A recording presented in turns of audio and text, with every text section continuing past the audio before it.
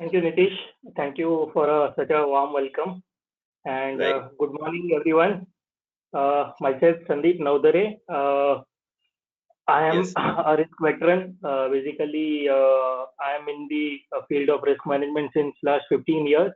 And the topic given to me today is very close to my heart, operational risk.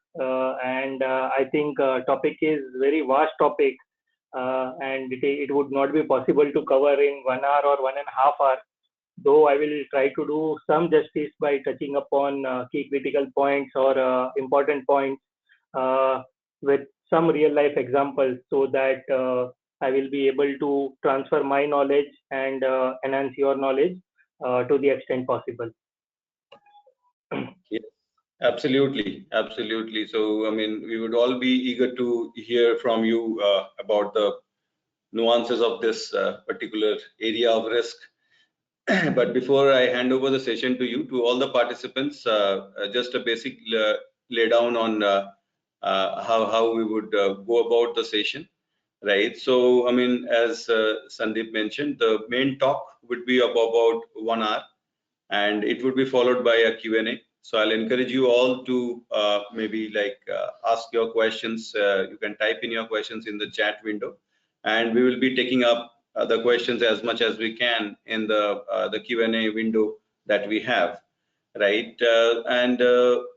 Yeah, so we would like the session to be very interactive. So please keep on expressing your questions, or any, as I mentioned earlier, also, like, again, you can of course ask, I mean, any particular topic or anything in related to this topic, anything we want to ask, please feel free to type in, right? So Sandeep, I'm making you the presenter, and now you can start your session whenever you are ready. Thank you. Yeah.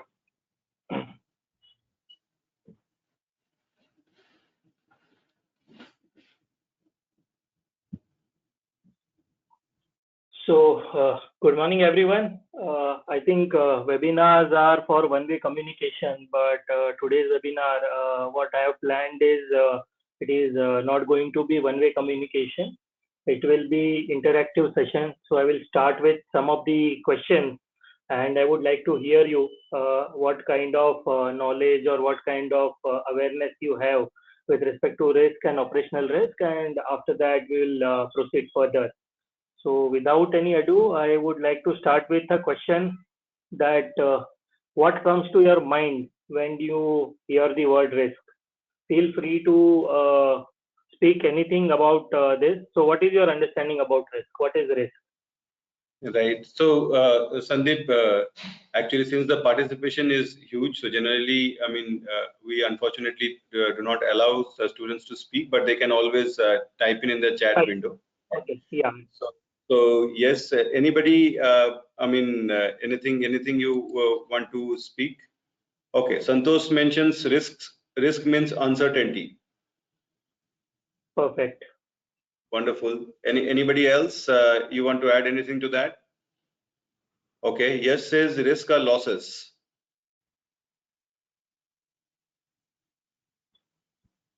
All right. Parivesh says risk is an event which can occur at any given point of time.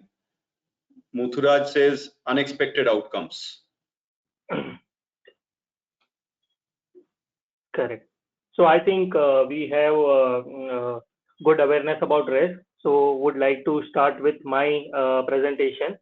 So yeah, Pankaj, he says risk is an uncertain negative outcome. Okay. So I think they are there up to certain extent, but some kind of understanding gap is also there. So which I would like to clarify when I will take care, means I will present my presentation. So Right. Okay.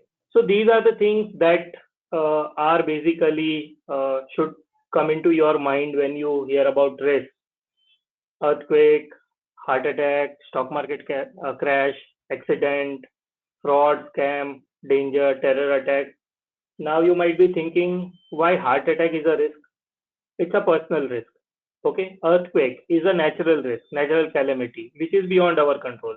So in our daily life also we suffer risk. It is not like only companies suffer risk. in our day-to-day life also, we face risk, we deal with risk, and we understand the risk. But it's just that certain things we do in a certain course of time or in a uh, autopilot mode. So we are not aware about that this is the risk and how we are dealing with that particular thing. So with that, I will move on to the thing. What is risk? So some of you told that it is an uncertainty. Yes, you are correct. Risk is an uncertain event or an activity which basically impair achievement of your end objective. So risk is not always loss-making activity. Risk is also an opportunity. So any uncertain event which results into financial loss or any uncertain opportunity of profit, that can be so not always the outcome is loss. Sometimes you will also come across any opportunity due to the risk. So you need to assess that opportunity and you need to convert that opportunity into a revenue generating business or revenue generating stream. So yes, so giving a simple example, any particular activity we do in an organization has an end objective. So anything which works in between or which works as an obstacle in achievement of those objectives is classified as risk. So this is very simple and plain vanilla term in which I can explain you risk. Uh, Now your question will be, if this is risk, what is risk management? So risk management is nothing but any activity which we conduct in order to minimize the risk or minimize the occurrence of the risk or minimize the impact of the risk is termed as risk management. Why I am saying minimize? Because I cannot say or nobody can say that we can completely eliminate the risk. Risk can be only minimized, risk cannot be completely eliminated. So any activity you do in order to either reduce the impact of the risk or reduce the occurrence. Occurrence means frequency of the risk or the likelihood of the risk. When you reduce the event reoccurrence or occurrence, it is called as risk management process.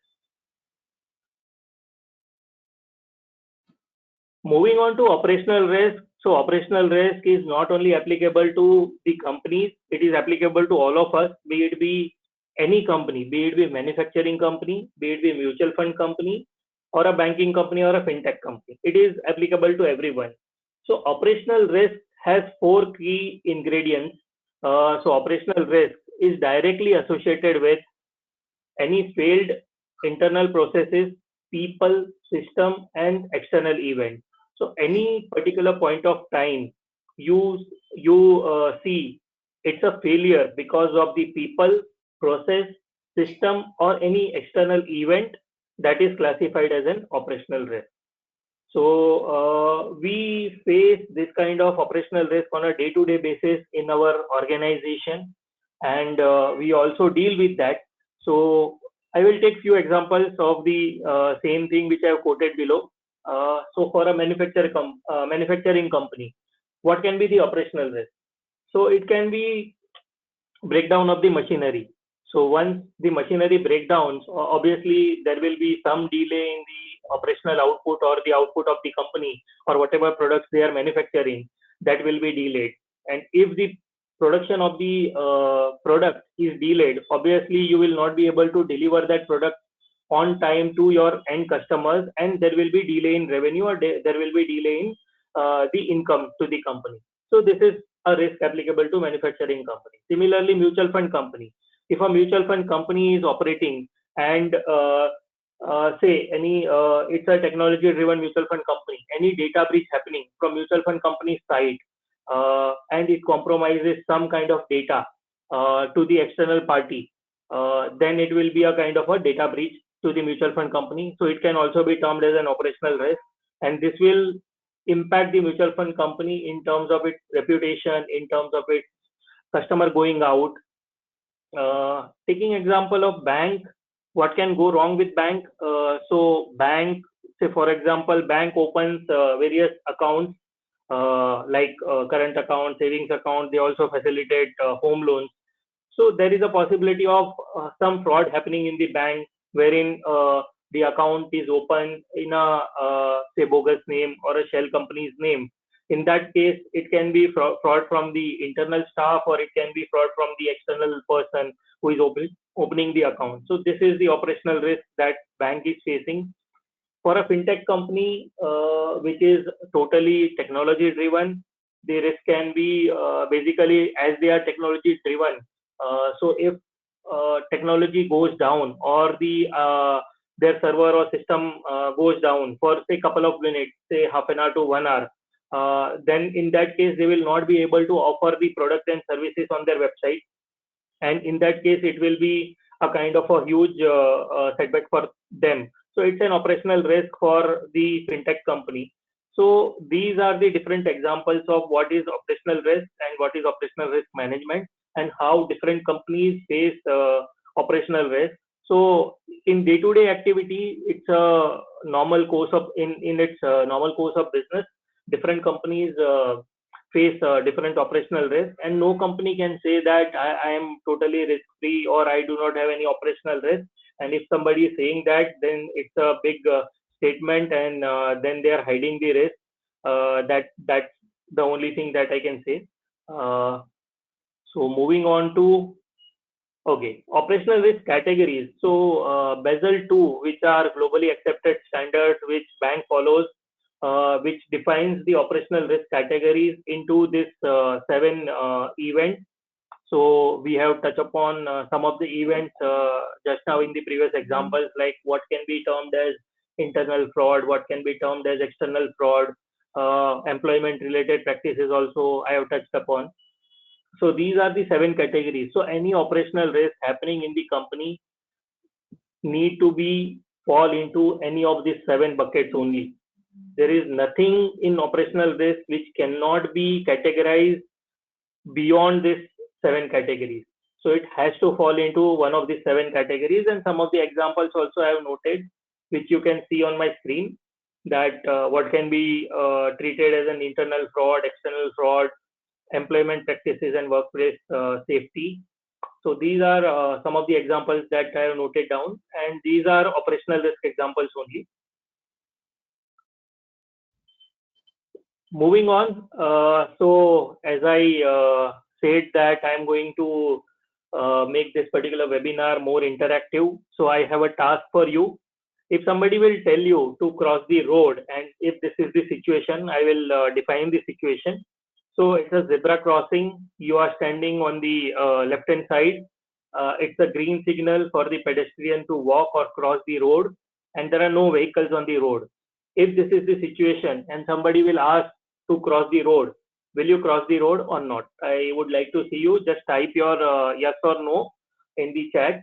Nitish, you can help me with the responses. Of course. Yeah.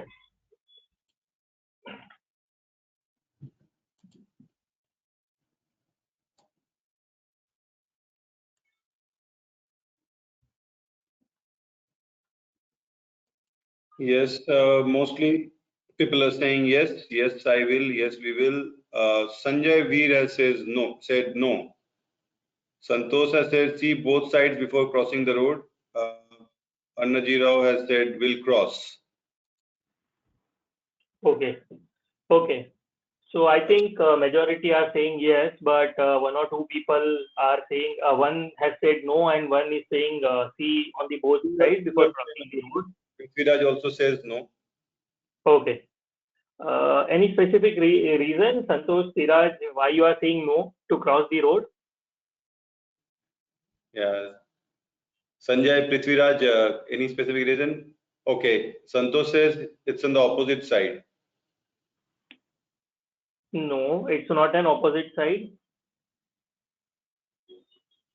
Okay, no problem. I will move further. You will be able to clarify your doubt.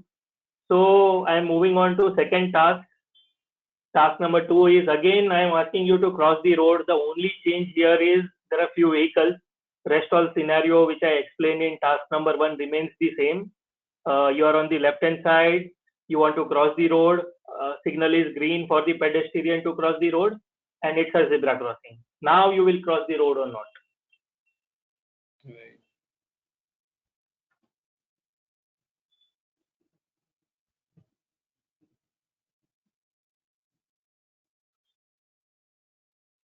Yes. Okay. All says yes. Praveen says yes with caution. Annaji Rao says will cross by giving hand signals. And Aditya says yes, will cross carefully. Sanjay says in previous pedestrian one was not green, I guess. In both the situation, it is green.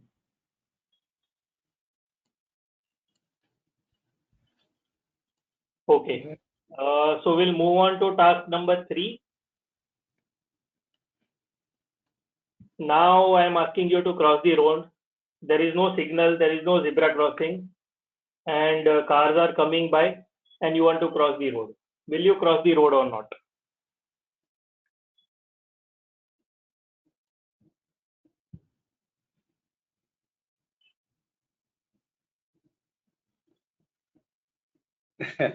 Shruti says in India, whether the signal is green or red, people do cross the road.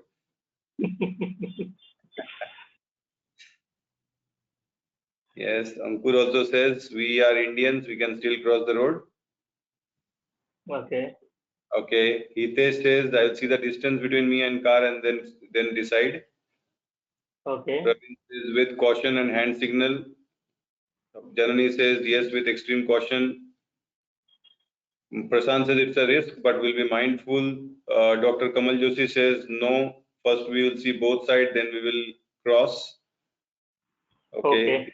If emergency, we will cross the road by hand signal. Nikhil says.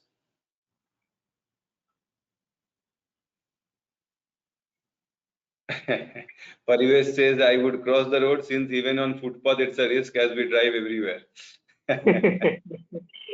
Okay, no problem. So we'll move on to task number 4. Yes says definitely no, as there is no checkpoint. Okay. Okay, task number 4 is again the same situation. There is no signal, no zebra crossing, cars are coming by, but I am asking you to cross the road without looking left or right. Will you cross the road?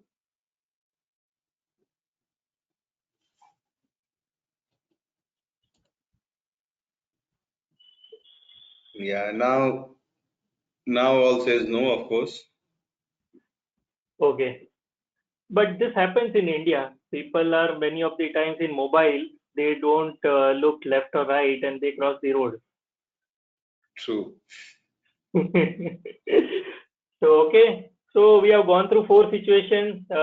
Many of you have responded in a very precise manner with respect to all the 4 situations.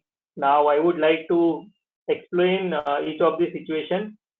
So I have given you 4 tasks, task number 1, 2, 3, and 4. In terms of operational risk, why it is important that I said at the beginning of the webinar itself that we also deal with operational risk in our life on a day-to-day basis. Just that we are not aware that it's a operational risk in that particular manner. It's like in our autopilot mode, in our routine activity, we are performing those tasks. So we do not consider that as an operational risk and we take a call accordingly. But there is a specific reason behind all these 4 situations why I am asking you to give your answer. Number 1 situation was the perfect situation wherein it was a green signal for the pedestrian to cross the road. It was a zebra crossing, there was no vehicle, so you can cross the road. So number 1, first situation is situation wherein you are taking minimal risk, or the person who is into first situation is a minimal risk taker. Situation number 2, I've just added one complexity that I've added few cars. Even the signal was green to cross the road, but there were few cars. And India, we know that even the signal is green for the pedestrian to cross the road. There may be some nuisance person or some errant guy who can break the signal and who want to cross the road. There may be possibility of some risk. So in second situation, the person is a risk averse person. He is following his principles, but there is still a possibility of a risk. Situation number 3, the person is taking calculated risk. Some of you already said that I will give hand signal, I will check the speed of the car, and then I will cross the road. I will take a judgmental call. So you were bang on that part. That it's a perfect thing that you decide uh, and you assess the situation. What is the speed of the car? What will be my speed? Whether I will be able to cross the road or not, and accordingly you take your decision to cross the road. So you are taking a calculated risk in situation number 3. But if you are crossing the road in situation number 4, then you are an aggressive risk taker. Then there is a possibility of high chance that you collide with the car, or there might be some accident happening, or you may fall down also while crossing the road in that particular hurry to cross the road. So all these 4 situations are part of our personal life, as well as a part of the operational risk that the company faces. So what I would like to conclude from these 4 slides are basically nothing but, depending upon the risk appetite of the company or individual person, we take a call to cross the road. So company also takes a decision with respect to their own risk appetite, in which situation, what decision they want to take, what kind of business opportunity they want to take, up to what extent they want to take the risk, whether they want to be in bucket number 1, 2, 3, or 4, depending upon the business opportunity and the revenue coming from that activity, and taking consideration of the risk that is involved in situation number 1, 2, 3, and 4. They take the decision. So if you have seen, the situation number 1 carries minimal risk, and situation number 4 carries the highest amount of risk. So depending upon the business revenue generating stream, the business takes the call. Of course, it is within the boundaries of the risk appetite that the company follows. So the objective behind these 4 scenarios was to make you aware how we take the business decisions and how it is important in terms of operational risk, where you should be in terms of your risk management. Uh, so moving on to the next one. Okay, I would like to touch upon some particular aspect of the risk management process. So this is the chart which will give you a brief background about the risk management process. Risk management process starts with identification of the risk. Whatever risk you identify, you assess the risk, what kind of risk it is, whether it is high risk, medium risk, or low risk, what is the possibility of happening that risk, what is the severity of the risk, that particular risk. Then you go for a mitigating control of that risk. If this is the risk, what kind of controls I have in order to deal with that risk. So that is mitigation of the risk. And once you have put in place the mitigation plan or the control, you check and monitor the risk on a continuous basis. And of course, you do report those risks to your senior management, to the concerned authorities on a routine basis. So I will touch upon each of the aspects in my subsequent slide, and I will also give some of the examples to make you aware about and make the concept clear with respect to identification of the risk, assessment of the risk, mitigation of the risk, and how to monitor the risk. So moving on to identification of the risk. So normally I've seen that people say that it's very difficult to identify the risk, but I say it is not difficult to identify the risk if you follow these 4 principles.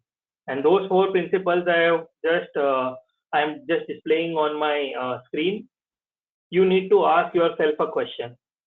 In any particular activity, any particular process that you are following, you just need to ask what can go wrong in this particular process. Once you get an answer of what can go wrong, ask the next question where it can go wrong. Once you get an answer for where it can go wrong, ask the subsequent question how it can go wrong. And then you can ask why it can go wrong. There is a specific theory behind or specific objective behind each of these questions to identify the risk. So I will just take one example to make the concept clear. What can go wrong? So any particular activity you are performing, you can ask what can go wrong in my process. So for example, you are an HR, you are processing salary on a day-to-day on month end, and you want to identify what can be the risk in my salary or the payroll processing process. you can ask what can go wrong in the salary processing process. You will get an answer. Okay, there may be possibility that I may end up paying extra salary to person or short salary to person. I may end up paying, say, salary to exited employees. There may be possibility. These are the risks that you have identified. Now you can exactly ask where it can go wrong.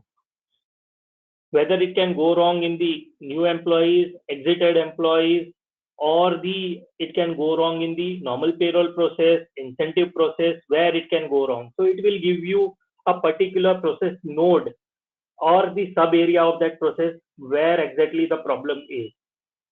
How it can go wrong will give you the answer about how means what kind of process deficiency you are having within your process. That will be revealed by how.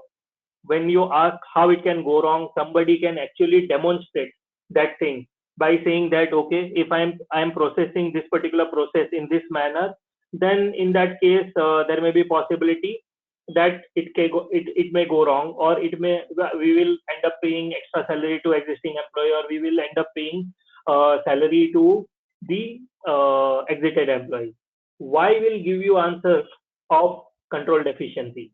What is the control which is deficient? Because of that, it can go wrong. That will be basically the answer that will come from why it can go wrong. Some of the times, how and why will be a kind of a synonym, or it will give you the same answer. There is no problem with respect to that. In many of the cases, you will get the same answer from how and why. But what and where will be the thing that you need to ask in each and every process. What can go wrong, where it can go wrong. You will get the trouble area, and you need to identify, and you will be able to identify the risk from that particular process. So I hope I am clear with respect to how to identify the risk.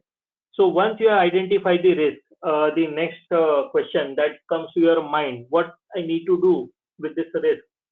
I have identified. Now, what should I do? I don't know whether it is a high risk, low risk, or medium risk for me.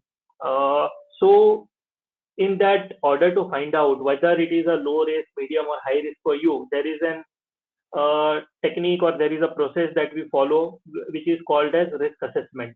Risk assessment is nothing but we assess the risk in terms of two things: possibility and the likelihood of the risk.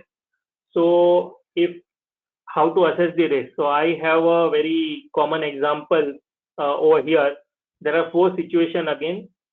In situation number one, if somebody will tell you to feed the lion by entering into the cage, what will be the possibility that lion will attack you, and what will be the impact if lion will attack you? So it will be the highest possibility that if you are entering into the cage and you are feeding the lion, there is a highest possibility that lion will attack you. And in case the lion will attack you, impact will be highest. There may be possibility that he may eat you, or he may harm you to the full extent. So in situation number one, the possibility is highest and the severity is also highest. But if I move down a little and I will tell you, okay, no problem. You go in the cage, but you wear some kind of a protective layer and then feed the lion. In that case, you are entering into the cage. Still, lion can attack you, but the possibility, the severity of the attack or the impact if the lion attacks you, it will minimize to a certain extent that he will not be able to harm you that much, or there may be still possibility that he will be able to harm you, but a very few damage will be very minor damage will be done to you. So the risk will decrease in that case. In third situation, if I go and if I will tell you, okay, nothing doing, you are not entering into the cage, but you need to just give the food to the lion from outside of the cage. You need to open the cage, you need to feed the lion. So in that case, the possibility of risk will decrease further, because you are not entering into the cage. At the most, what lion can do you at the time of you feeding the lion, he can attack you on your hand, or there may be very minimal damage that he can do. But in the fourth situation, if I tell you, okay, it's a cage, but we have a separate food area. So you need to first close the gate of the area between the lion and the food area, and then you need to put the food. And after you have put the food in the food area, you can open the gate so that lion can come and have the food in the food area. So in that case, you see there is a very least possibility of lion attacking you, or very minimal possibility of lion attacking you. And even if he attacks, then there is a severity is also very low. So what I would like to summarize from these four events is, in a similar manner, we need to assess the risk within the company. What is the possibility of the risk and what is the likelihood of the risk? So likelihood and possibility is one and the same thing. So how soon that event can happen is the possibility of the likelihood that we need to judge from the risk. And if that event occurs, what will be the severity? What will be the damage to the company in terms of financial loss, in terms of reputational loss, in terms of data loss, in terms of customer loss, in terms of regulatory loss? What could be that damage that you need to identify? So people use different metrics for this particular activity. It can be 3x3 metrics, it can be 5x5, it can be 10x10. You are free to use any metric that you would like to follow, or whatever suits best to your company. You can customize it accordingly. But the main crux of the thing is, you need to ask the question in the right manner, and you need to, while assessing the risk, you need to see the risk in that manner, so that you will be able to assign the right kind of possibility and right kind of severity to the risk in order to judge the final score of the risk. So once you define the possibility and severity, the final score which comes is your risk score, and you can define the tolerances depending upon the metrics you choose. Whether if it is 5x5 metrics, then 25 is the highest score. If it is 10x10, then 100 is the highest score. And if it is 3x3, the 9 is the highest score. You can define your own tolerance, that up to what limit it will be low risk, up to what limit it will be medium, and up to what limit it will be high risk. You will get these metrics, these kind of metrics on Google. You can Google and you can find out what kind of different metrics people are following, and which suits more to you. And accordingly, you can adopt that particular metrics in terms of risk assessment for your organization. So this is how we assess the risk. So once we have identified the risk, assessed the risk, the next thing that happens to risk is, what are the common mitigants, or how to deal with the risk, how I can control the risk. So, for example, you have in your previous example, you have find out that it's a medium risk for you or it's a high risk for you. Then what you can do? How to control that risk? So, what are the common mitigants for that risk? So, common mitigants are nothing but what we follow is people, process, and technology. How we can reduce the risk with the help of people. So, by following maker checker concept, some kind of a backup management, some kinds of ears on the ground, or some kind of feedback related things, you can control the risk. How you can control the risk? By way of a process, by having checklist, by having some kind of a reconciliation process in the place, by following the SOPs in the manner it is defined. You can also have documented process notes, policy documents. You can also do some kind of a pre-audit checks with respect to some of the risk areas where you feel there is a possibility of high risk. You need to do some kind of a pre-audit checks, and then you can submit it to the requisite authority. So pre-audit verification is one of the good control that you can follow. How you can control the risk by way of technology? By enforcing more robust password related norms, by following the access control mechanism, by firewall. You can basically avoid the cyber related risk. By enforcing the antivirus, you can also, again, with antivirus, you can avoid the possibility of cyber attack on your company. By following VPN, you are sure about who is connecting to your environment, and whether the person connecting to your environment is person belonging to your organization or not. So these are the common risk mitigants through which you can control the risk. And moving further, there are other way of managing risk also. which can be termed as other tools and techniques, or you can strategize also in terms of risk management.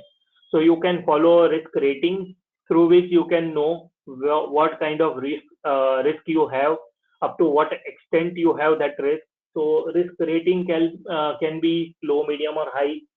It can be 5 point risk rating also, like low, very low, medium, high, very high. That can be 5 by 5 metrics. It can be 3 by 3 metrics. So depending upon your organization, you can decide what kind of risk rating you want to follow. uh, how you can control the risk is by analyzing the loss data of your company. You have the history available with you, your past history, whatever is the loss trend, you can analyze that loss trend, and you can identify the risk, and then you can put necessary controls, and you can control the risk. By way of heat map, you can actually analyze the risk, and you can monitor the risk, where it is moving, how it is moving, what is the trend of the risk. So heat map is nothing but kind of an approach which gives you a clear indication of your risk, where it is falling. So, for example, at a company level, you have 100 risks. How many of them are falling into high risk zone? How many are in medium, and how many are in low?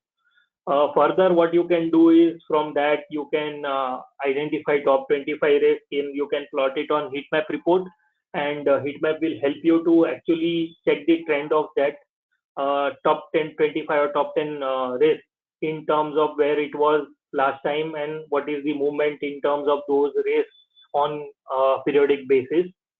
Key risk indicator is again one of the good control through which you can actually define certain parameters. I'm going to take one particular slide on key risk indicator, how to define key risk indicator. So key risk indicator will actually help you to track the risk exposure, and you can define the qualitative as well as quantitative tolerances through which you can monitor your risk.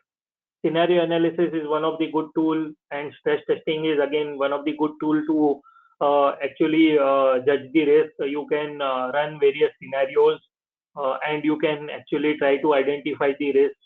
Stress testing is, again, you can put different amount of stress into your process, and you can judge what kind of risk the process is having, and accordingly you can also check what is the control effectiveness of that particular process, and accordingly you will come to know whether it is a high risk, medium, or low risk. So normally scenario analysis and stress testing are basically forward looking approach, wherein you run the hypothetical scenarios or hypothetical stress you are putting into your system, and you are checking what kind of problems or what kind of areas you are facing, and accordingly you work on those areas so that the damage can be controlled or accidents can be prevented. So one of the example is, say for example, you are handling volume of 1,000 application a day, and you want to test what if tomorrow 2,000 application comes to the organization, whether I will be able to process those 2,000 application in a day or not. So that kind of stress you put on your system, and you check if it comes, whether my system is capable of taking that load or not. If yes, no problem. If there are any vulnerabilities in the system is not able to take the load of that much application, you need to identify that risk, where exactly the problem is, what is not working properly, and accordingly you can work on that part, and you can plug the gap. You can also do business process analysis in terms of risk analysis. It is also called FMEA analysis, failure mode and effect analysis. So each and every process we define the SOP. We also define the process flow. So it's a very good activity to know the risk at the starting of the activity itself, when you are launching the activity, or when you are entering into a new product or new line of business, or you are introducing a new process. You can actually check through FME analysis what. So if you have the process, you need to see at each process node what can fail or what can go wrong, and accordingly what kind of controls I have to take care of that failure. If you do not have any control to take care of that failure, you need to bring in the control. or you need to have enhanced monitoring mechanism. RCSA and risk register are similar activities which are basically used in case of judging the operational risk of the organization. Those are activities which are main futuristic activity or forward-looking activities by which we judge and we sit with each of the department and find out what can go wrong in each of the process, each of the activities, and we try to identify the risk. We document the risk, we assess the risk, we also assign the quantitative score of likelihood impact. We come out with a overall score of low, medium, and high, and then at an activity level, function level, and then covering all the function, it becomes entity level risk management document. So it's a document which covers risk of entire organization, which are the risks prevailing in the organization in different functions, different processes. So it's a document, forward-looking document by which you can document the risk of the organization and you can work towards it. Incident reporting is a kind of a backward-looking approach. So whatever errors you have done in your organization or whatever mistakes you have done, you can learn from those mistakes and you can actually identify what went wrong, why it went wrong by doing the root cause analysis and whatever incidents that you have suffered in your last 1, 2, 3 years history that you can check, and from that you can identify the risk and then you can work on the control part and you can try to plug the gap.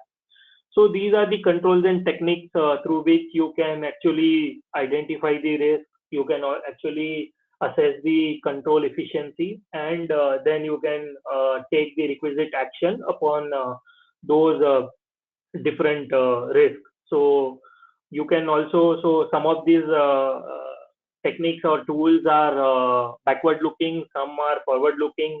So it will also help you in analyzing your past data, like your audit observation is one of the area from which you can actually check, okay, even after having the good control, I am receiving audit observation, then there may be something wrong in that particular process, or the control that I have enforced for that particular process is not working as a control. So these are small things that you can utilize in your risk management process or as a tools and technique to identify and assess the risk, and you will be able to identify and assess the risk.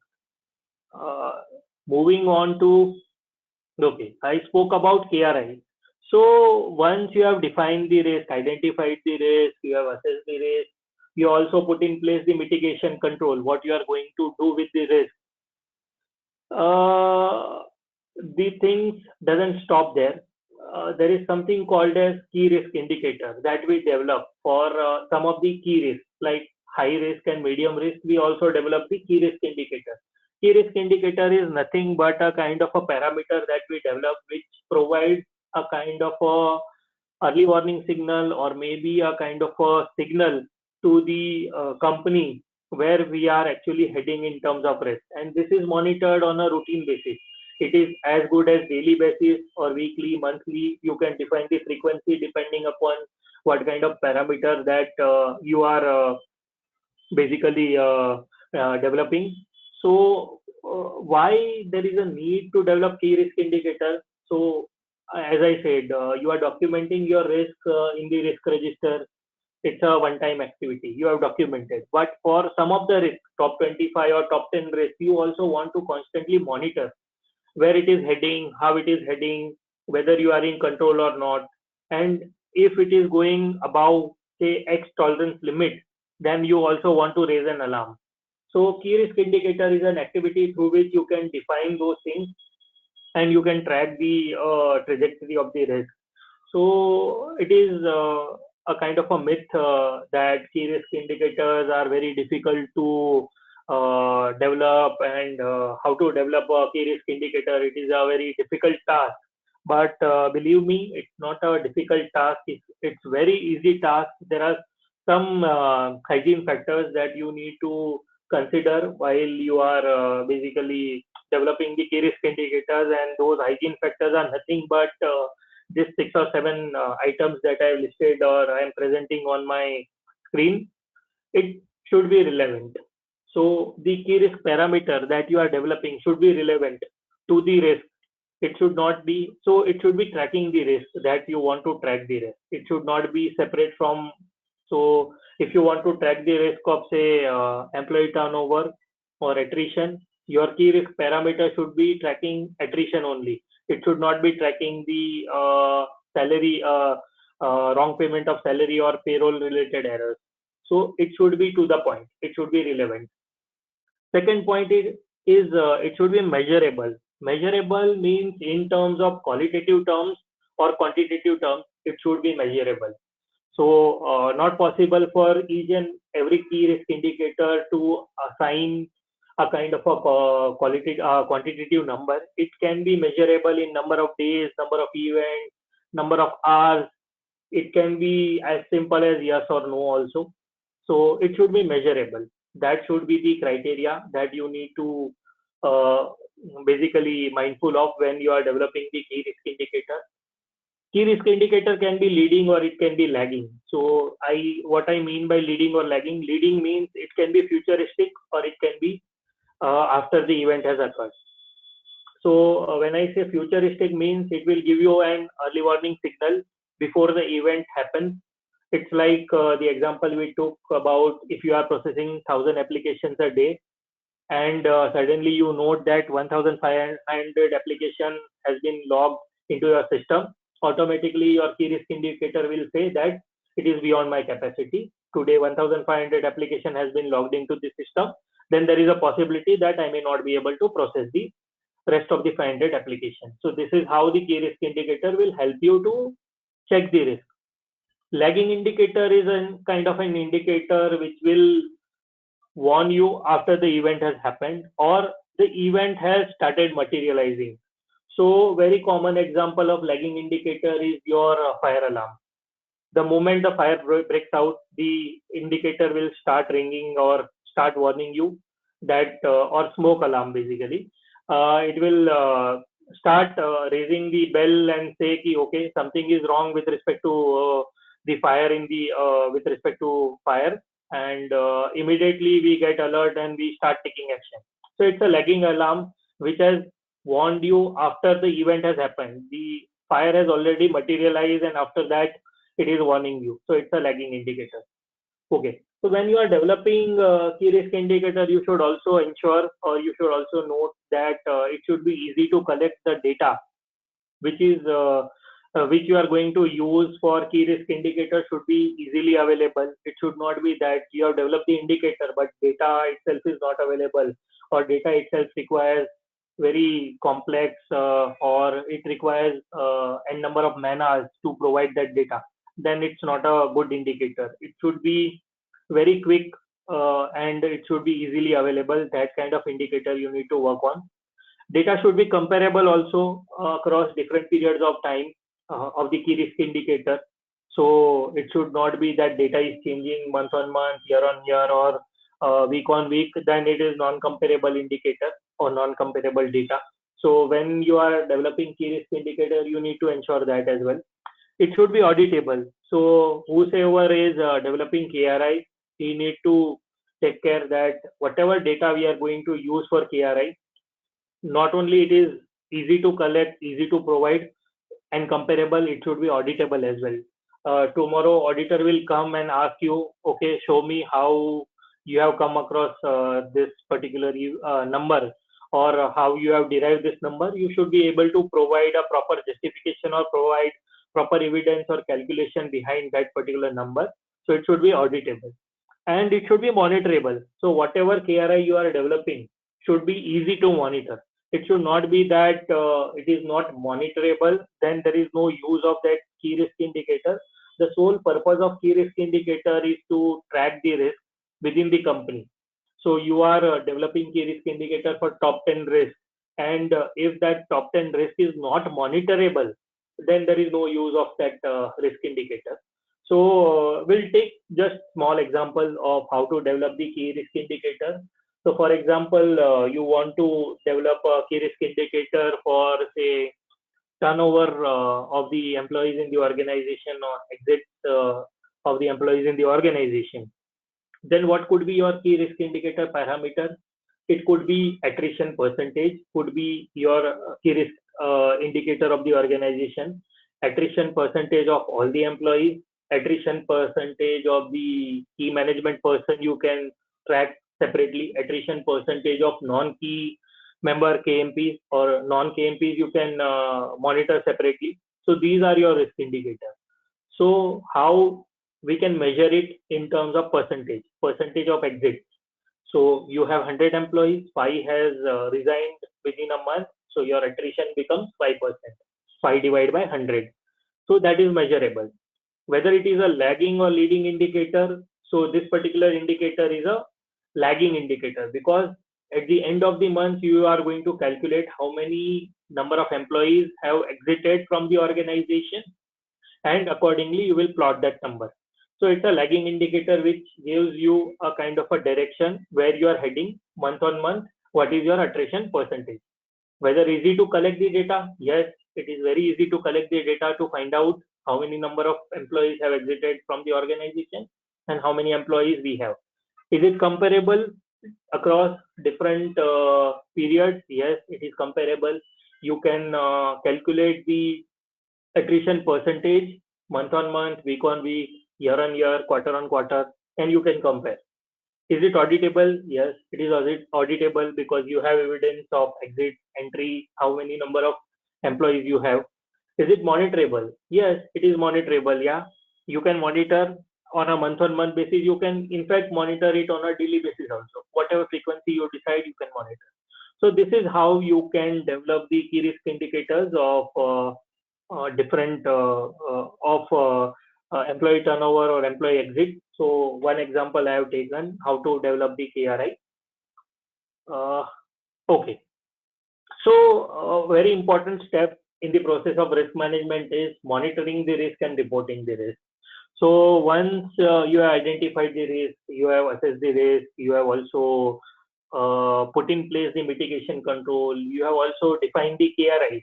Now next step is to continuously monitor that KRI on a periodic basis. Whatever frequency you decide your management is comfortable with, you can monitor that particular KRI on that frequency. And along with monitoring, important step is you need to report. To whom you will report? You will report it to your senior management. You can report it to different committees, whatever committee you are having within your organization. So for just clarity purpose, I have defined, or I am just presenting in my picture that whatever kind of key risk indicators, the related data I am receiving from the business function, it is coming to risk management team. Risk management team is analyzing, working on that data and presenting it to risk management group or any other such group wherever it is applicable. Then it goes to risk management committee and other committees like board level committee. And wherever it is applicable, we also report it to the different regulatory authority like SEBI, RBI, IRDAI. So this is the reporting mechanism. Why it is important to report? Because only monitoring will not help. You need to report also. And reporting will help you in two terms. One is tracking the trend of the risk, and also in terms of making your senior management and your board of directors aware about where you are heading actually. So month on month, year on year, or quarter on quarter, whatever is the trajectory of the risk, if you are reporting, it will highlight whether the risk is increasing, decreasing, where it is going, or it is being stable. And accordingly, you can also highlight what kind of actions you have taken in terms of those risks in order to mitigate the risk or in order to control the risk. Even if you are not able to control the risk, you are continuously monitoring. That is again a good control point of view from risk perspective. So monitoring that risk on a continuously basis so that you know that everything is fine, there is no problem, and in case there is any problem, I will come to know, I will be the first person who will come to know that okay, now something is not going properly, I need to raise that alarm. So I think that's okay. So last, I think again, this is a kind of a disputable or a kind of more argumentative statement which we face in the organization, or a kind of a normal compliance people, risk people face in the organization, that it is whose responsibility. Risk management is whose responsibility. Compliance is whose responsibility. So risk management is everyone's responsibility. It's everyone's business, because what kind of activity different people are doing, that is not known to the risk management. Because you are processing a transaction, somebody is going in field and selling the product in the market, somebody is doing some kind of disclosure on the website, somebody is publishing some article in the newspaper. So risk management teams bandwidth and capacity is limited. They cannot be present everywhere. They cannot be going through each and every activity. So it is the responsibility of the first line of defense. So it is the responsibility of the business, or it is the responsibility of all the employees of the organization to manage the risk, monitor the risk, and owning the risk. Risk management teams basically help them in understanding the risk, assessing the risk, and categorizing the risk. They can also offer you suggestion in terms of how to mitigate the risk, but the first alarm bell should come from the respective stakeholder, that what is going wrong or something fishy I am noting in my area, or some gray area I want to discuss, and then risk management team will help you to basically deal with that operational risk or any other risk that you are facing. So I would like to sum up by saying that risk is not only the responsibility of risk management team, it is everyone's responsibility. Everyone need to own, manage, and deal with the risk. It is everyone's responsibility. So that's it from my side. By this, I am just coming to the end of my presentation, my webinar.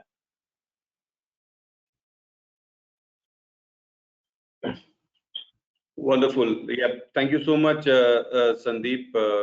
I mean, before we go to the Q&A session, like again, maybe I mean, we'll give you a little bit of breather. It was like a very informative session, and yeah, I mean, before we go to the Q&A, maybe they will take this opportunity to quickly maybe brush up on, or maybe quickly introduce on few things that actually we have been doing. Right? So as most of you all know, I mean, as we are discussing risk today, so as an institute, as an organization, we have been in the forefront of promoting education in quantitative finance and risk management in India, right? So we have been doing, I mean, we have been working tirelessly to promote this, I mean, knowledge in this field for the last 15 years now. And I mean, just to give a brief background, we are founded by pioneers in India and top experts from the field of financial risk management, financial engineering, and investment banking.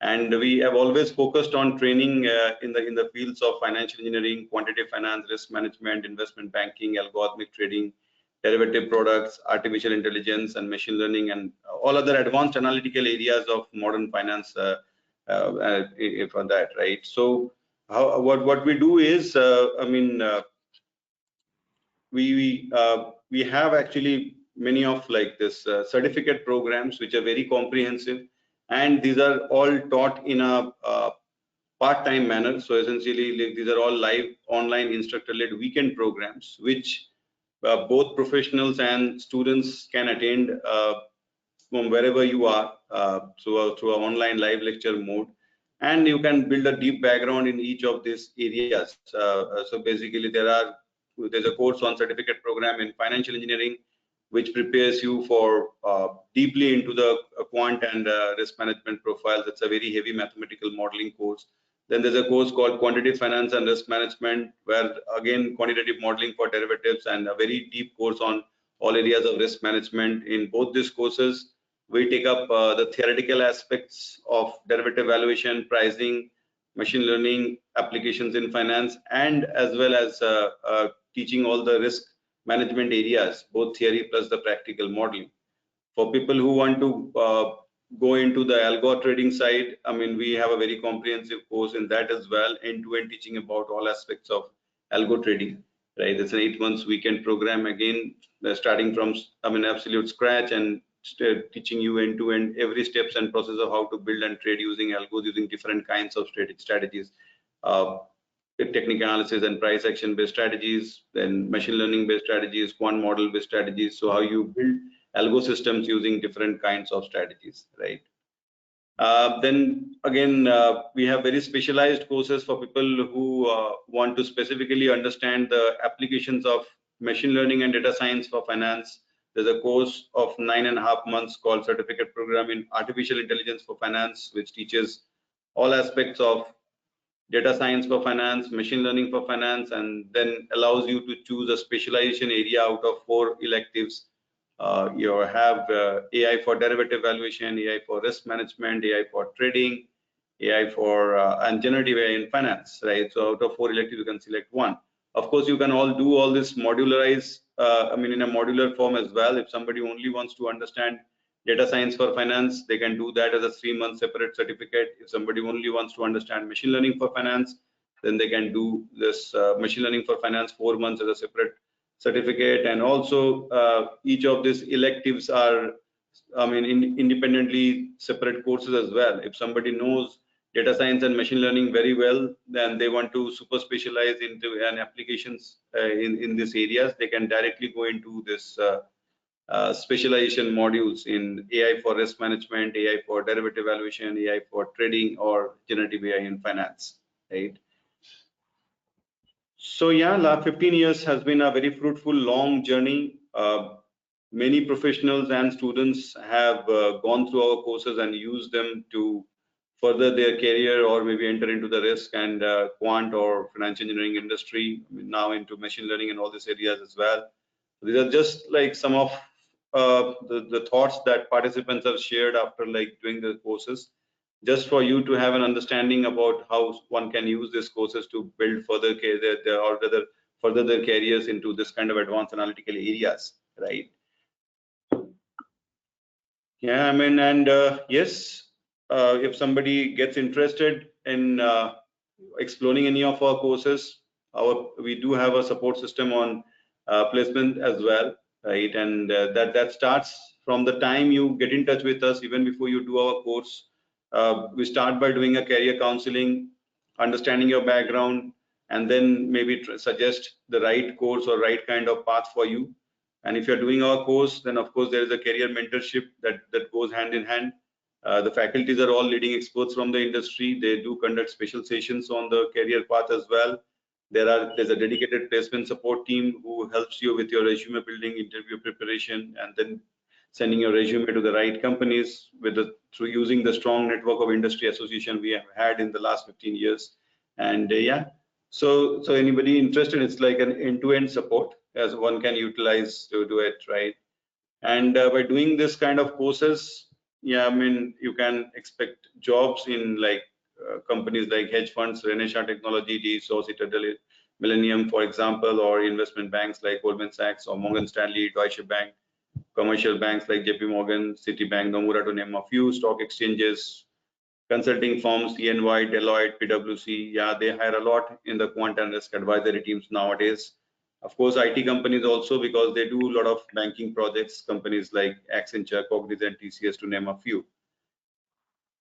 Right, yeah, types of profiles: quantitative research and analysis, developing quantitative and analytical software, building valuation and pricing models, model validation, portfolio management, portfolio analytics, all areas of risk management, market risk, credit risk, operational risk, liquidity risk, derivative structuring, quantitative trading, high frequency trading, algorithmic trading, derivative trading. So these are all profiles that one can apply. And I mean, a very small list of companies that we have worked on. This is like just an indicative list, being in the as I said, I mean, in the forefront of this industry, and like for more than 1.5 decades. So pretty much every company and every team which works in quant, risk analytics, or machine learning related areas in finance, we have been in some way or the other connected. But this is just a very short indicative list. And yes, in our endeavor to promote this field, we also work with a lot of educational institutes as well. I mean, IITs and IIMs and other institutes to promote this field of quant and related areas amongst the student. I mean, of course, when we started out, quant was a very vague term. Even the lot of the, industry people also in the top places also like it didn't have much of understanding, but now like the things a lot better. People are a lot more aware. But yeah, I mean, we also would like to believe that we have done our bit in promoting this field in India. Right, and yes, anybody getting interested in connecting with us, this is our website, iiqf.org. You can call on this number, or you can send an email to us, not only to explore about the courses, but in general. I mean, if somebody wants to have an understanding about the field, anything that what they want to discuss, about the career aspiration or anything related to this, they can always get in touch with us. All right. So let's go to the Q&A section, and let me just try and collate maybe the questions that we have.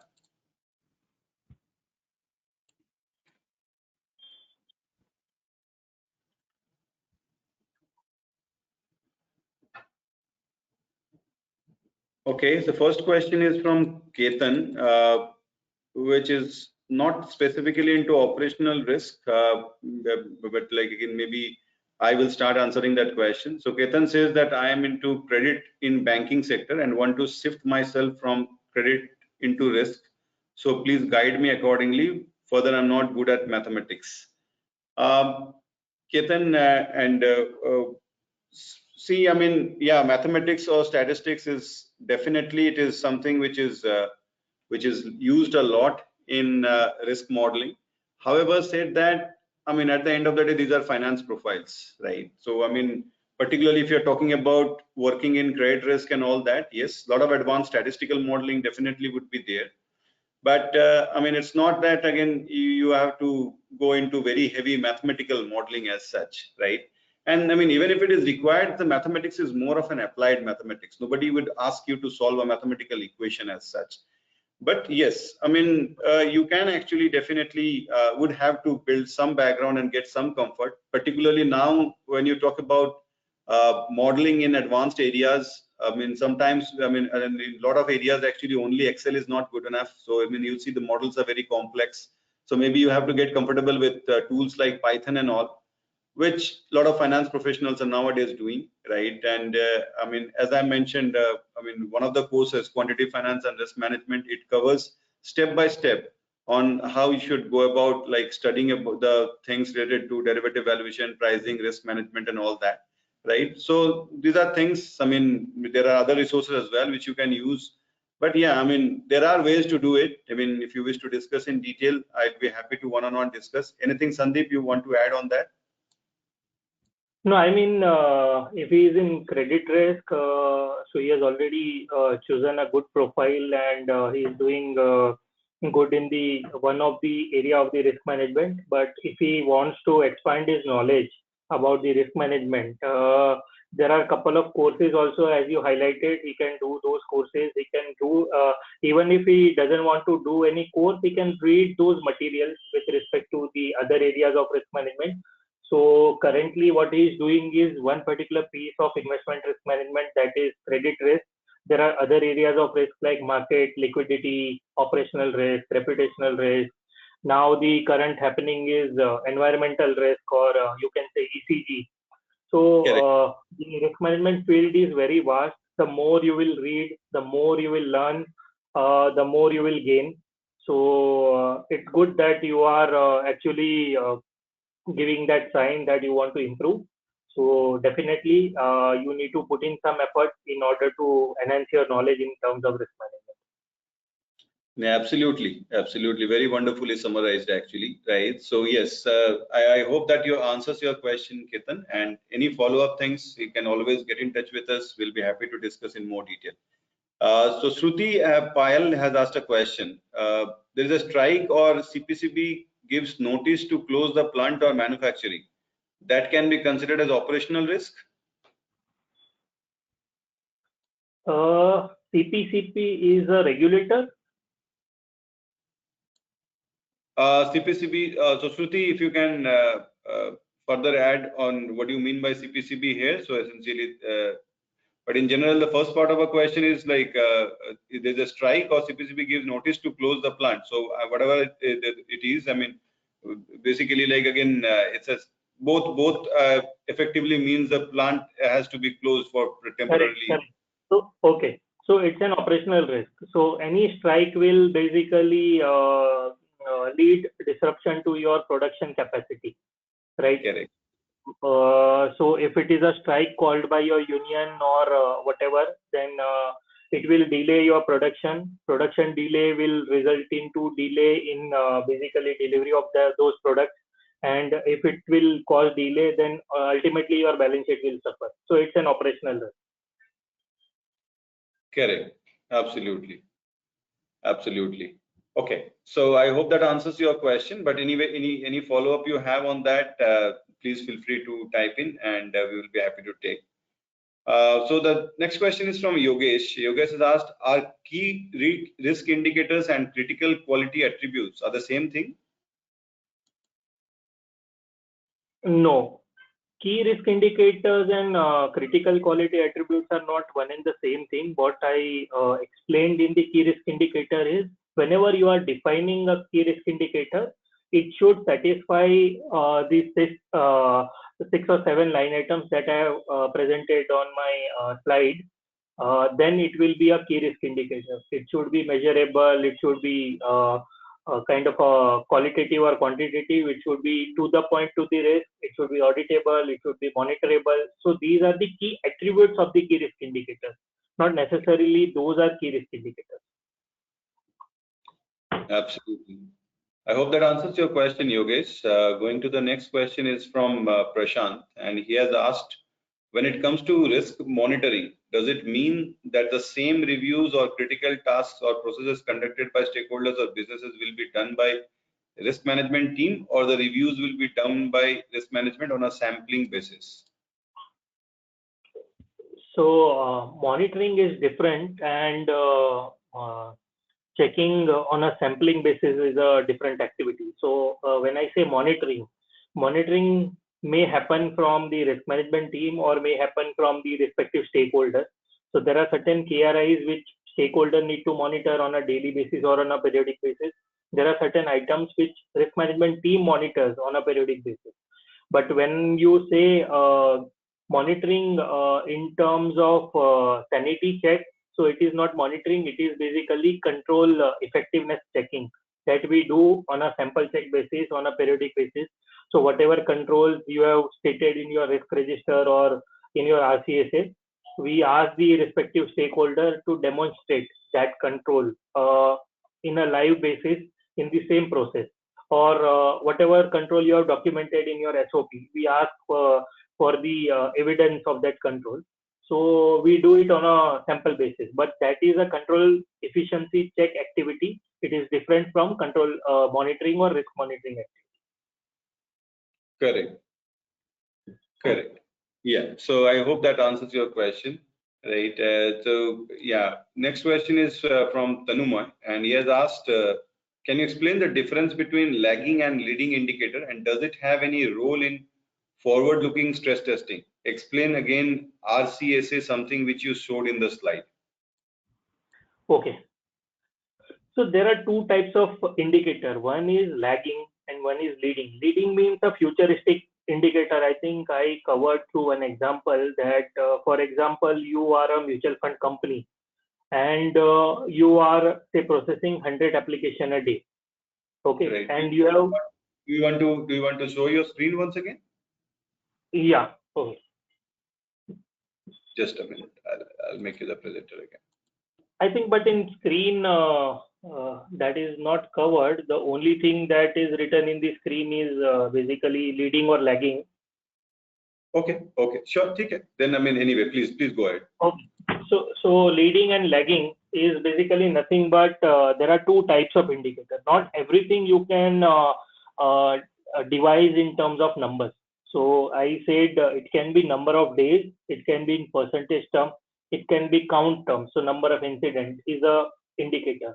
But it's a so when I say number of incident happening in an organization is a lagging indicator, because the incident has materialized. After that, you are reporting that incident in terms of key risk indicator. So, for example, one of the parameter your organization has in terms of key risk indicator, IT incident in an organization, and you have a kind of a threshold limit of low, medium, and high in terms of, say, up to 2 incident in a month is my low risk, up to 5 is my medium risk, and more than 5 is my high risk. So whatever number of incidents that your team has faced or your company has faced in last 1 month, say suppose it came to be 3, then it is a medium risk, medium key risk. So this particular parameter is giving you a post facto summary of the risk.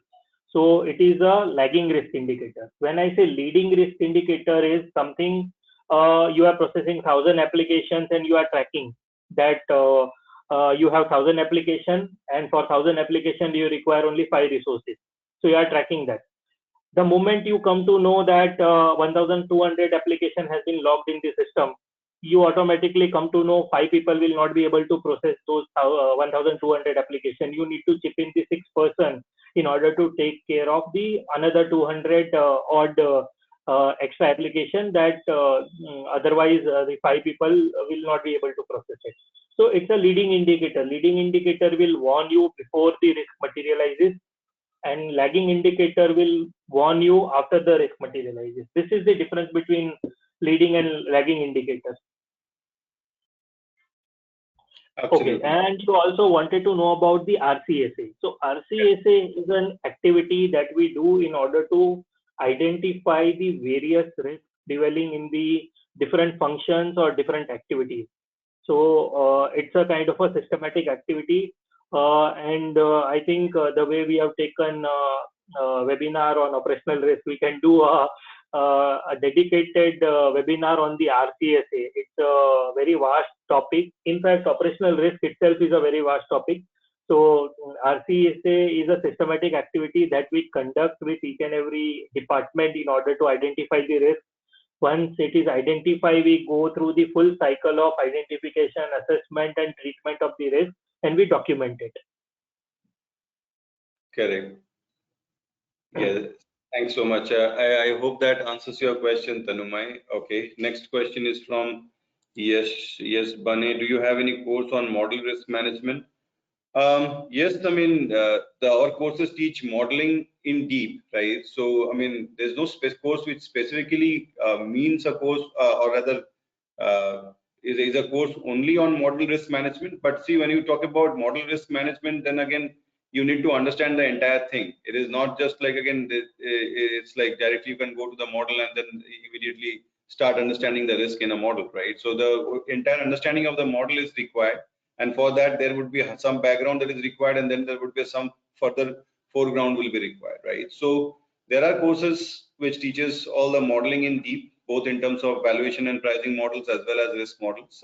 I mean, quantitative finance and risk management being one. If you are mathematically inclined, maybe certificate program in financial engineering is another one.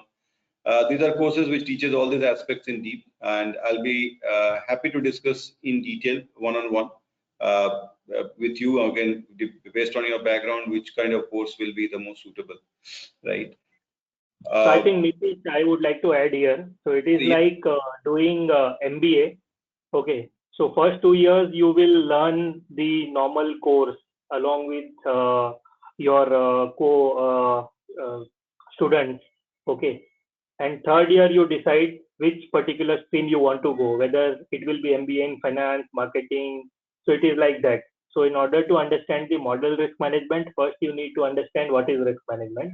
So you need to have, or you need to understand what is risk management, be through with the concept of the different types of risk management, and then you choose the specialization where you want to go, whether you want to do model risk management, liquidity risk management, or credit risk management.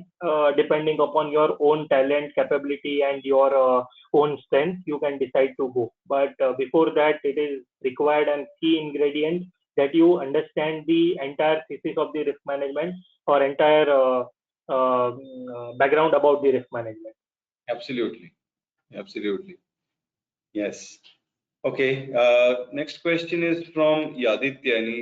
Aditya has asked if somebody wants to go in IA, ERM into consulting firms, which course is best?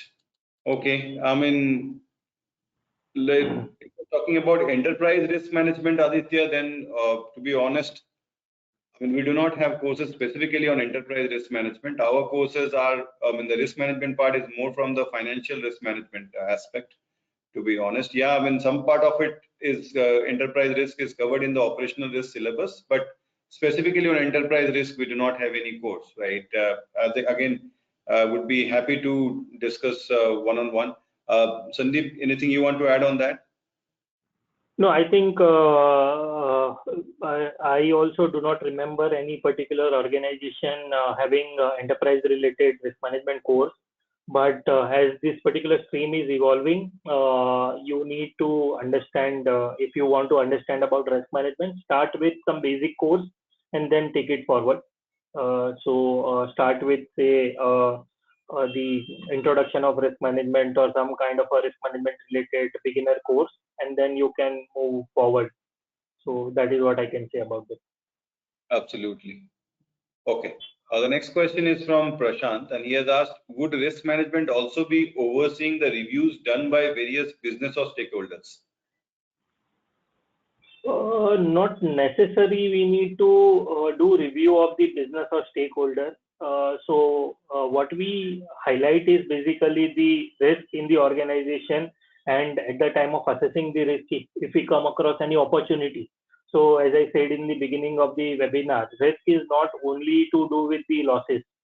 It also sometimes we also encounter some opportunity or great opportunity while assessing the risk. So we also need to put forward that good opportunity to the senior management or to the business people, that this is the opportunity that we have identified while assessing the risk, whether it is a kind of a product or a kind of a thing that we can cater to the market, and then they can work upon it. It can be workable, non-workable, that is altogether a different matter, but not necessary we take a kind of a review of the different business. It is basically it comes under the purview of senior management. Okay, but we do highlight the risk prevailing within those functions or within business to the senior management. So there is a dedicated separate session that we do with respect to risk management with each and every function. It is called as risk review meeting. Absolutely. Absolutely. All right. So I hope that answers your question. The next question is from Ankur. It's a very interesting question. So he has asked, like, first of all, thanks Sandeep for this wonderful session. Thanks Ankur for your kind words. The few questions. What is qualitative and quantitative risk? Please give some example. What are the risk assessments and treatments? So would you like to take this question, Sandeep? Okay. So when I say quantitative and qualitative, so quantity which can be represented in number, that is quantity. So when I am devising a kind of a parameter, and if it is say percentage of attrition, we took one example. If you want to monitor the exit of the employees in an organization or the turnover in the organization, the best metric is percentage of exit. So that is quantitative risk, or you can say number of employee exited, that is also quantitative metrics. But qualitative metrics are nothing but a binary metric, simple yes or no.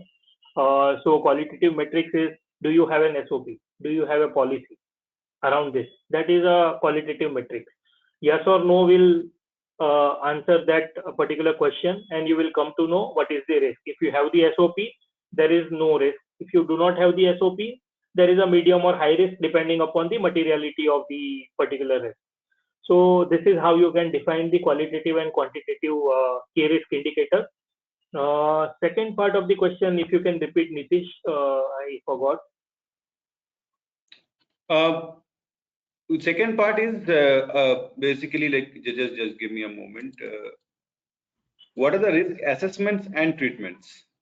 Okay, risk assessment and treatment. So I think risk assessment, we have gone through how we need to do the risk assessment, where I showed the a picture of a lion in the cage, and you are giving the food to the lion.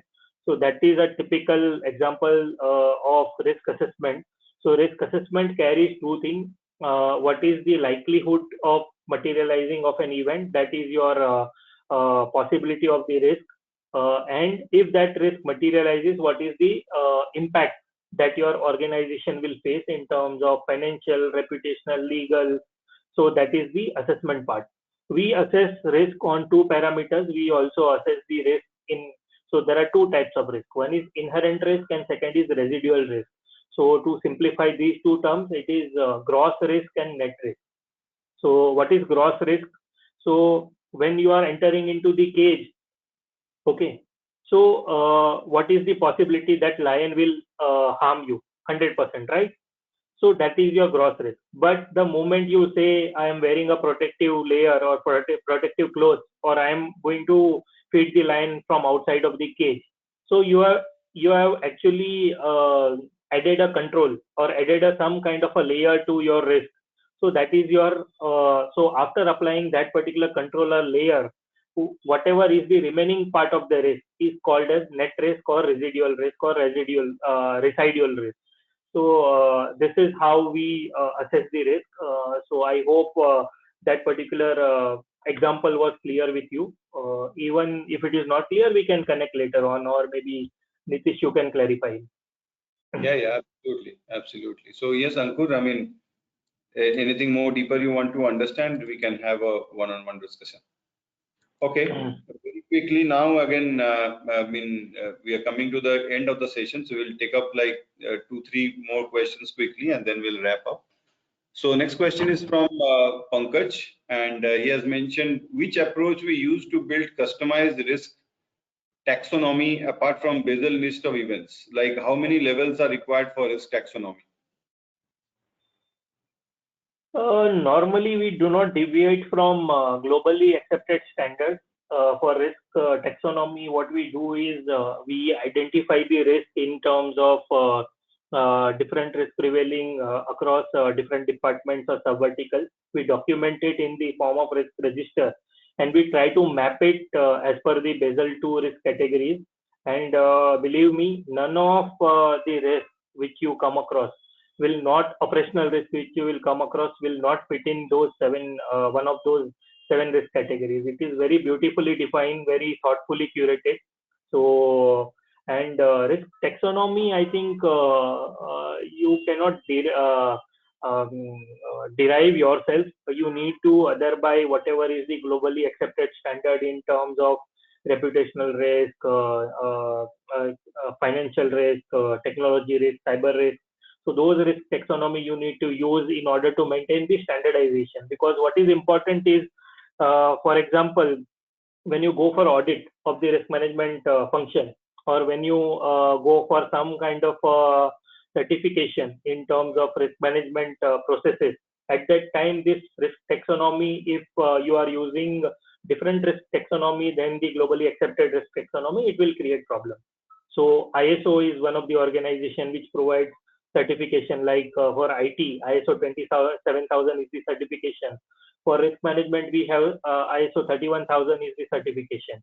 So if you are not, if your risk taxonomy is not aligned to those particular standards, whatever standard you are going for, basically, if your risk taxonomy is not aligned to those standards, then you will face problems. So it's better you have your risk taxonomy aligned to the particular standard, or you can follow a hybrid approach also till the time you are not going for any particular certification. That could be approach you can take it based on your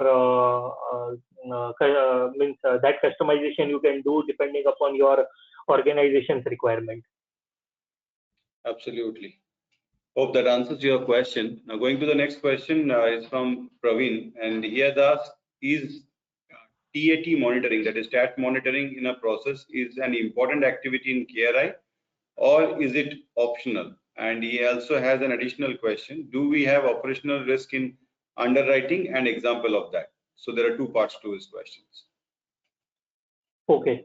So that is a very good example, actually, I would say, for operational risk. So the way we took example of 1,000 application processing, you can have KRI around your TAT. So for example, your TAT is to process an application in 2 days. So you can have a parameter, KRI parameter, that how many percentage of application you have processed beyond the TAT.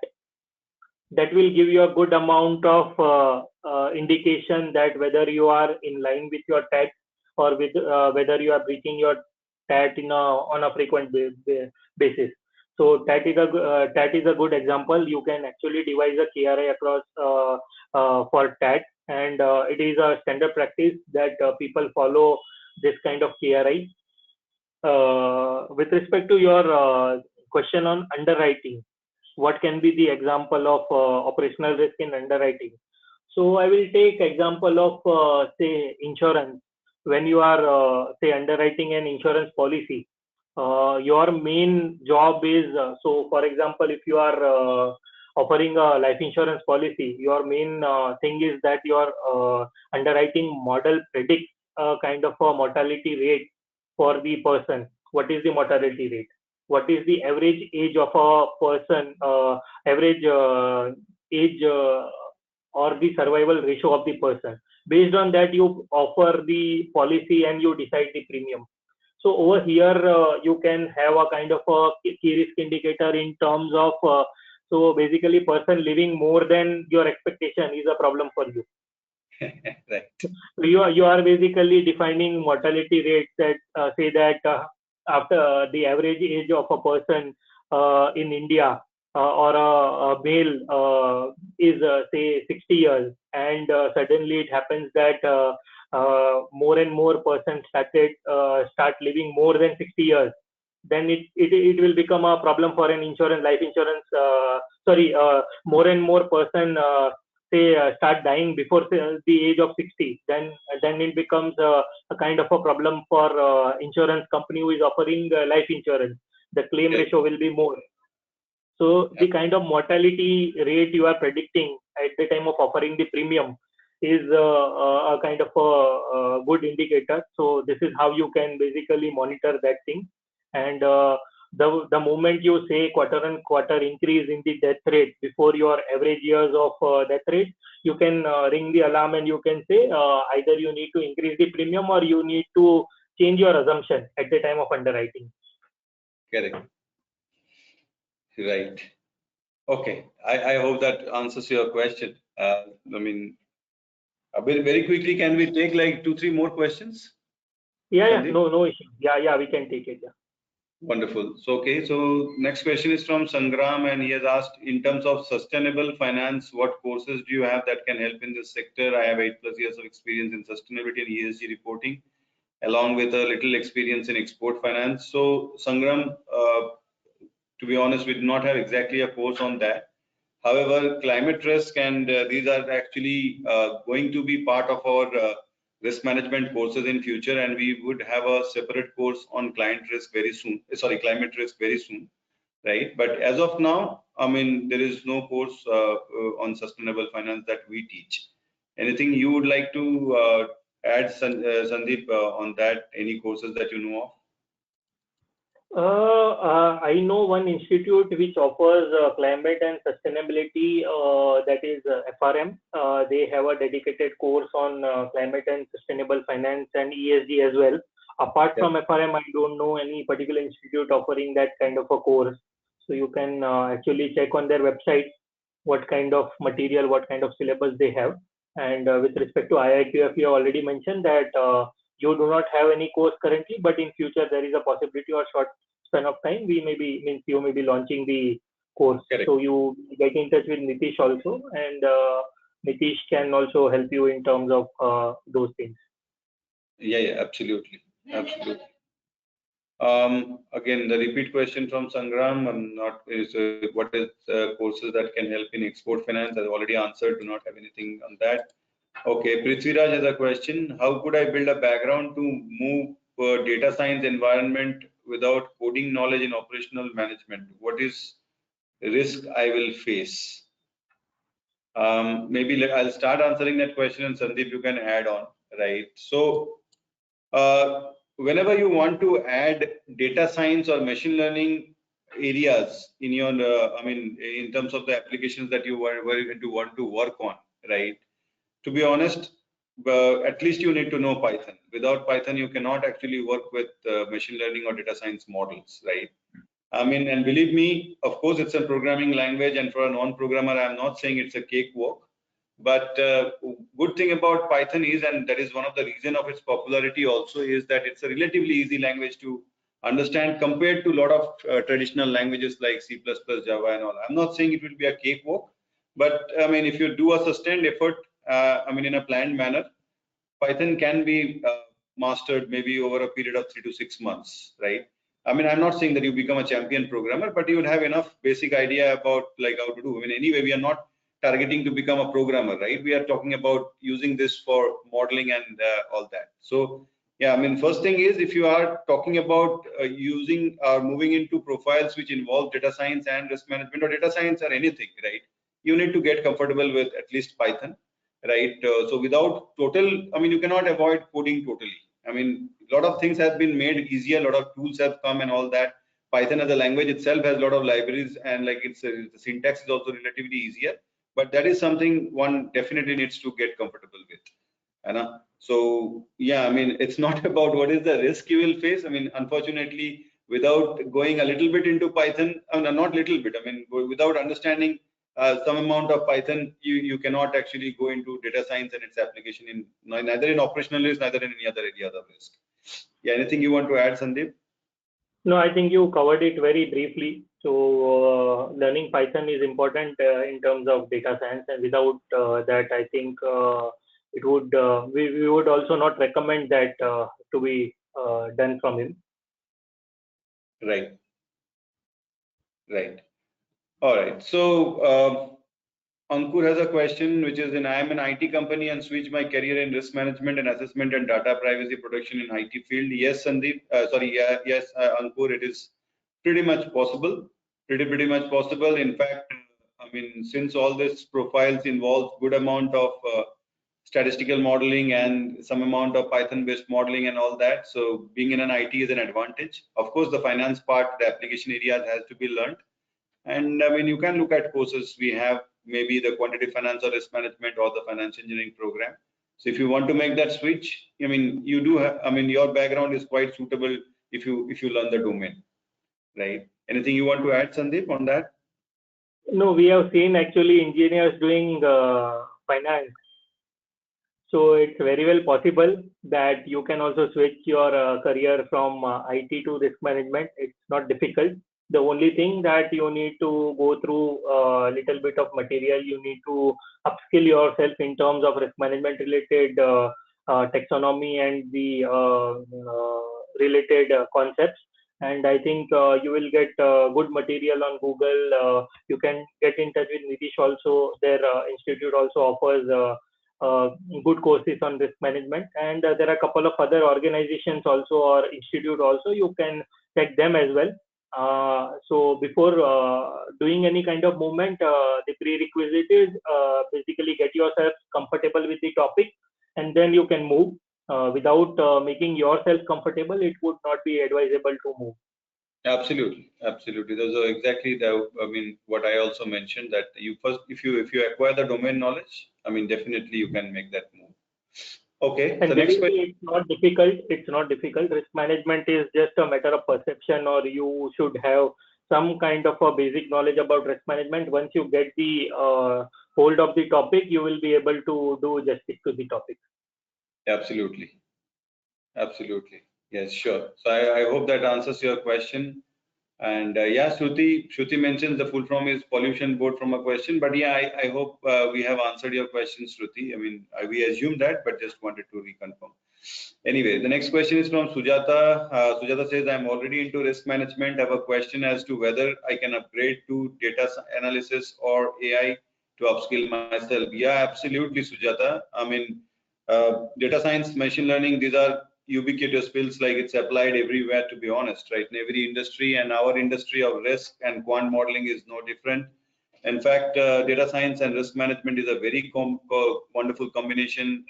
Now, I mean, if you see, there are a lot of work that is happening where machine learning is used in risk management and for derivative valuation, pricing, algo trading, and all. So, yeah, I mean, if you are in risk management and if you can learn data science, machine learning, that would be actually definitely would be very useful, not only for now, but how the world is moving going forward in the future.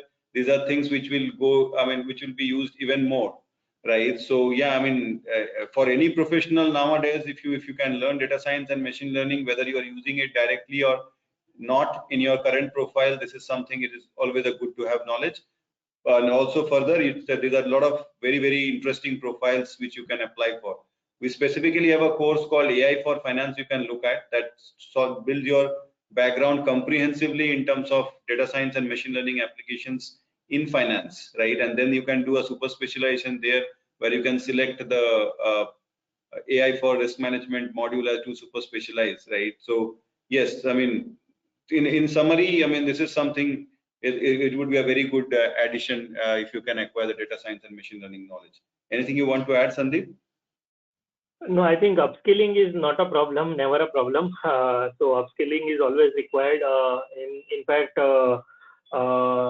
I have around say 15 years of experience in the field of risk management, and still I feel I need to upgrade myself. I need to keep moving along with the time and the way technology is moving. Nowadays we have AI, machine learning, ChatGPT, robotics. So all these things are evolving, and along with the evolution of these things, the risk is also evolving. So if you are not aware about the latest technology and latest topics in the environment, you will not be able to find out the risk within those technologies. So it is very well required to upskill ourselves, and there is no limit to basically upskilling or gaining the knowledge. It should be a constant process. So good to know that you are actually looking forward to upskill yourself. Please do requisite steps in that direction. Absolutely. Absolutely. All right. So next question is from Shruti, and she says that I'm currently working in cyber risk and want to transition into other operational risk domains. Please suggest a way to do this. Any suggestion for her? So Shruti, I think cyber risk is also a good domain, and it's a very happening domain currently. And if you are saying that you are working in a cyber risk and you want to transit into operational risk, I think you are already into operational risk. Cyber risk is a part of operational risk. So be rest assured that you are part of operational risk. And okay, in terms of you learning the other aspect of risk management, it is always possible. You can, the way I said, learning should be a constant approach, and it should not be a one-time approach. So you can upskill yourself in terms of the other areas of risk management by reading, by applying for new courses or going through new courses. And then, of course, you can transit into the other area of risk management in case you do not want to do only the IT related part and you want to do full-fledged risk management. You can actually make a shift. Absolutely. Okay. So very quickly, Nikhil, to answer your question, if you want to go into like an financial risk management certifications and all that, as I mentioned, for that, I mean, you can definitely look at our core certificate program in quantitative finance and risk management. I'll be happy to have a more deeper discussion on that. Maybe we'll connect one-on-one. Okay. So Prithviraj has another question. So he says that how could we derive the risk severity numbers and what tool needs to be used? Would you like to answer that question? Okay, so severity numbers are nothing but which metrics you are using. If you will Google about the risk metrics, you will get different types of risk metrics. I covered in my presentation that there are a number of risk metrics. It is 3 by 3, 5 by 5, 10 by 10. So depending upon where you are exactly, you need to assign that number to that risk. So for example, just taking a very raw or very basic example, that if your company defines that, say, if I will end up losing money till 10 lakh, it is my low risk. and I will score it as 1. 10 to 20 lakhs, it is medium risk, and I will score it as a number 2. And beyond 20 lakhs, it will be a high risk for me, and I will assign a score of 3. So this is how that matrix will function. That if you are following 3 by 3 matrix, your low risk is 1, 10 lakhs, medium risk is 10 to 20 lakhs is score 2, and high risk is anything you losing more than 20 lakhs will be categorized as score of 3. So this is how you need to assign the score in terms of frequency. So this is what we have spoken about, the impact of the risk. In terms of frequency, you need to do some kind of a qualitative or quantitative assessment. What are the chances of you losing 10 lakh rupee, 20 lakh rupee, or more than 20 lakh rupee based on your own past data and your current data? Sorry. What is the kind of business your company is doing? What is the kind of revenue your company is generating? What is the kind of market share your company is having? What is the kind of total income that you have received till now from the start of the year? And what your gut feeling says, or what your data says, or what your trend says, whether it is on declining path or it is on growing path, and based on that you can say for this year there may be possibility market response is bad, I may end up losing 20 lakhs. Last year it was 10 lakhs, and hence I would like to categorize this particular thing in a medium risk. Then actual output can be different. So risk is basically forward-looking approach. It doesn't mean that you have to be right on each and every aspect every time. You are judging the possibility of that risk based on the severity and the likelihood of the risk. There may be possibility you end up making profit for that particular financial. That is absolutely right. But based on the past data and the current experience, you are trying to judge the risk and you are trying to assess the risk. Absolutely. Okay. So, I mean, we are already 20 minutes past, and it was so interesting, and like Sandeep, you have been very patient. But like there are a few senior people, I mean, who have some questions. So very quickly, we'll go through 2 more questions in the next 5 minutes, and we'll wrap up the session. Yeah. Sure. Thanks for your time and extended. All right. So. Next question is from Rupali and says, thank you for the informative session. Also, there is a specific qualification requirement age limit to join the course on career opportunity of doing AI in finance. I don't have background in commerce and I am 42 years old, so need guidance regarding this. Rupali, first and foremost, I've mentioned a couple of times that, I mean, to do our course, you not necessarily have to come from a finance or commerce background, right? In fact, I mean, people coming from engineering or mathematics background do have certain distinctive advantage as well, because all these areas that we are discussing, this all involves a lot of advanced statistical modeling, mathematical modeling, and I mean, it involves Python-based modeling and programming as well. Particularly if you're talking about AI for finance, that involves all the 3 aspects that I talked about. Data science, machine learning, you cannot do about having a deep understanding about statistics, mathematics, and programming, right? So, I mean, if you see the minimum requirement for AI for finance course, it is that you should be a graduate from commerce, economics, finance, engineering, mathematics, statistics, science with mathematics, and this kind of areas. So, apart from people who come from pure arts background, unfortunately for them, it's difficult to get into all this. Others can, with different degree of effort, depending on your background. You have to maybe do something, some additional work on the things that you are not comfortable with. So for example, if you are from a engineering or math stats background, then the finance aspects has to be maybe like you have to make an additional effort. I mean, if you are from a commerce background or finance background, then you have to make more effort in terms of the programming and mathematics statistics. But if you see our course structures, we always have primer modules to prepare you both in terms of programming and mathematics, statistics, and finance. So depending on your background, if you need to go through primers, then we always request you to join our courses a little in advance, right? Depending on how much background building you need to do, maybe, I mean, 3 to 4 months, sometimes, I mean, more. If you can join in advance, you get access to a lot of resources to learn the basics. You use that and learn, right? Fortunately, in AI and all these aspects, since I'm not saying these are new areas, I mean, these are being used for quite some time, but I mean, data science and machine learning as specific terminologies in the last maybe one and a half decade has come into the foreground, right? So what that also means is that people with specific domain knowledge in machine learning and data science, since these are still evolving, right? So there are a lot of requirements for people who have a good background in this, right? So and particularly specifically industry related. So if you say, for example, build a very good background in AI and applications in finance, right?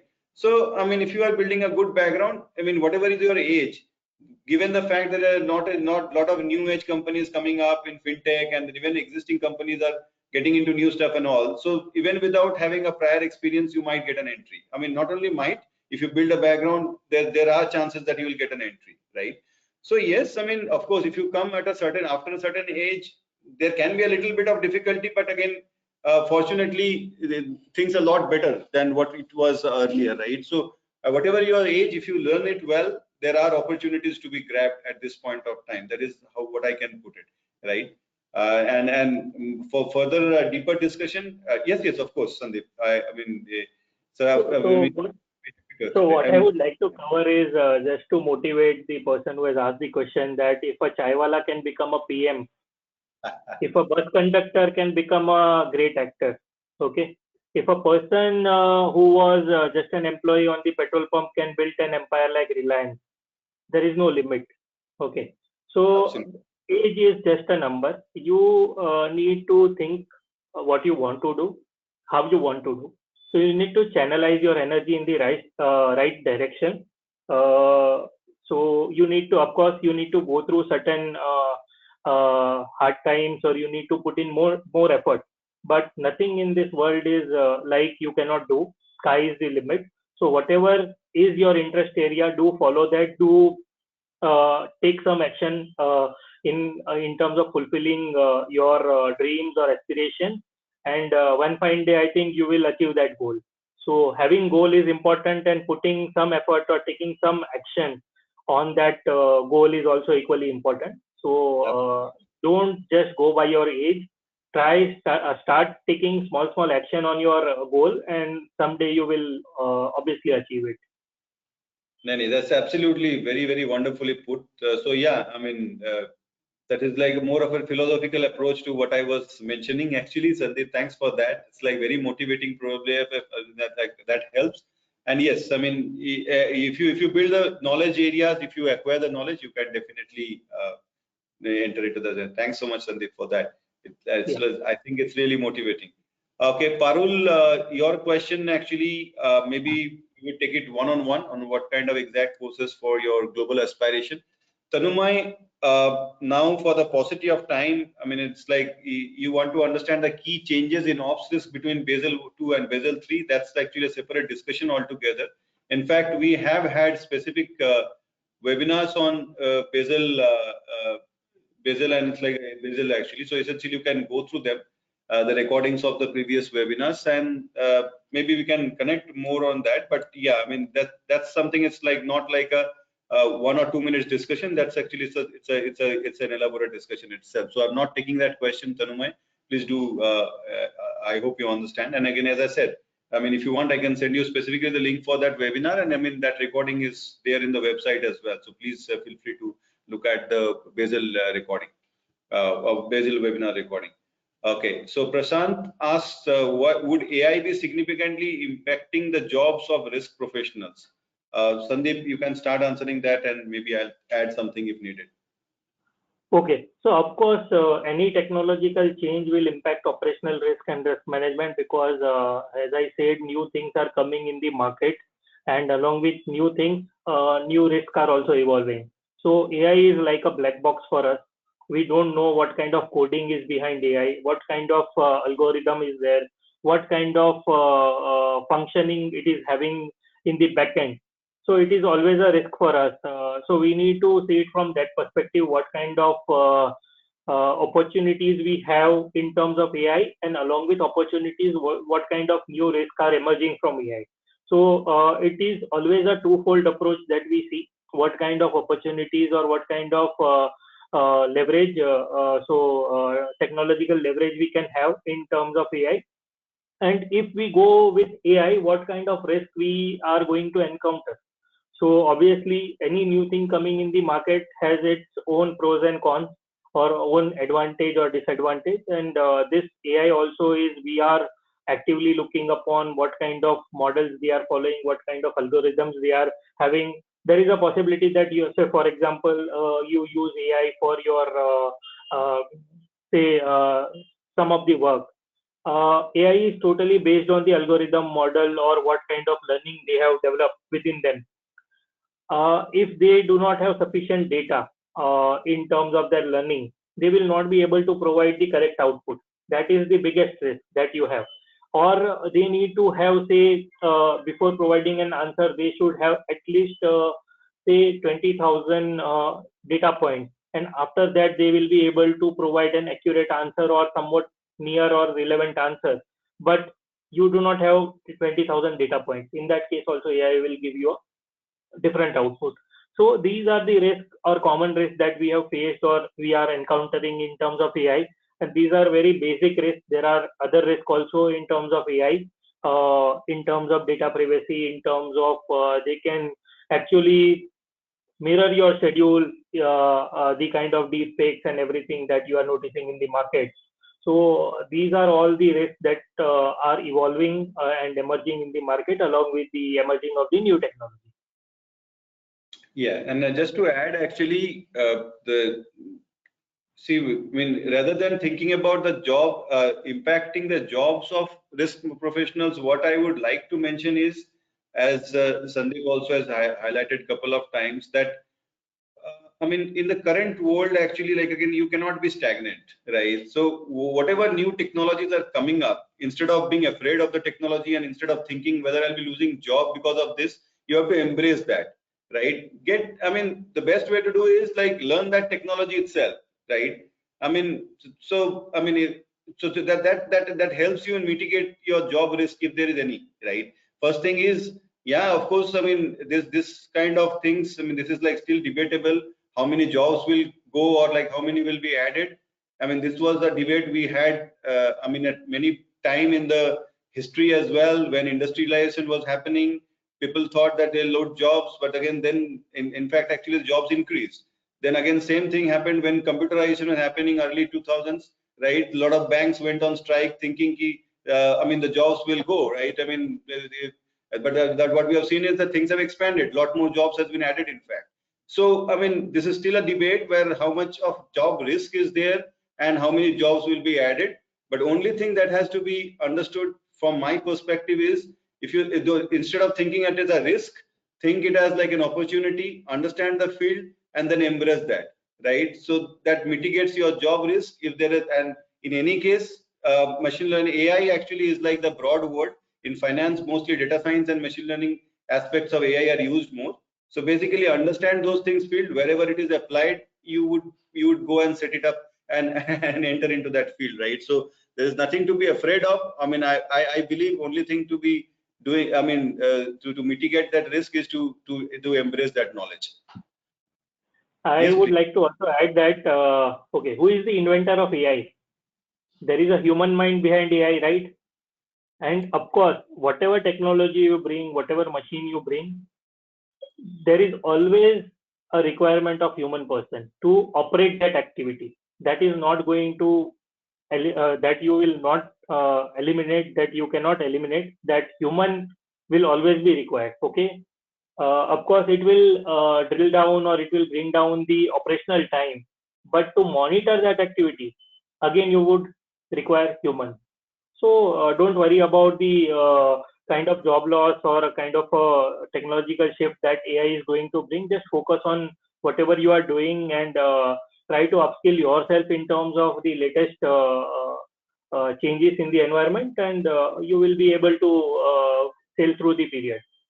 Absolutely. Not only sail through, you would be coming out with flying colors, actually. In fact, yeah.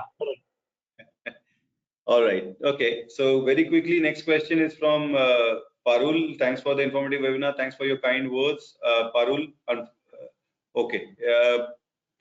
Yeah, most likely we will be making available the recordings to all the participants later on. So don't worry about whatever you have missed. But it will not be immediate. There is some premium I'm attending it live, so we would make it available at some point of time, right? So, okay, which certificates from IIQF will be an added advantage for FRM certification candidates? So, Nikhil, yeah, as I mentioned last time also, I mean, it would be certificate program in quantity finance and risk management.